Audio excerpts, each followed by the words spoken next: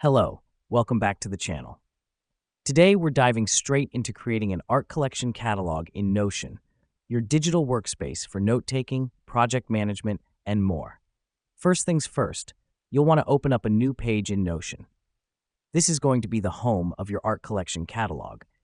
The reason we do this is to keep our catalog separate and organized from our other Notion content. Now that we've done that, let's move on to step 2, setting up a database. Click on the +Add a block button and select Table. This will set up a new database for your art collection.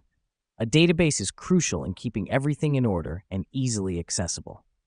Next up, we're going to customize our table. You'll need to add columns for the artwork's name, artist, year, and any other details you want to track. Tailor this to your needs. The more information you include, the more comprehensive and useful your catalog will be. All right. Now that our table is set up, let's add our first piece of art. Click on New in the top row of your table and enter the details of your artwork in the corresponding cells. This helps us because it allows us to see exactly how our catalog will look and function. Now let me explain why this matters. By entering all the information of your art pieces in this catalog, you're creating an organized database that makes it easy to find and track your collection. Next, we need to make use of Notion's Gallery View feature. Click on Add a View button at the top right corner of your table, select Gallery, and name it Art Collection. This gives us a visual overview of our collection. The last step is to add images to your gallery. You can do this by adding a property type called Files and Media. Click on the Files and Media cell for an artwork and upload an image of it. Here's what's happening behind the scenes.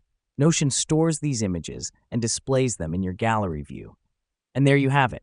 You've just created an art collection catalog in Notion. You can now easily add, organize, and view your art pieces in one place. Remember, your catalog is a living document. Feel free to add, remove, or tweak things as your collection grows and changes. That's all for today's tutorial. Thank you for joining us, and we look forward to seeing you in the next one.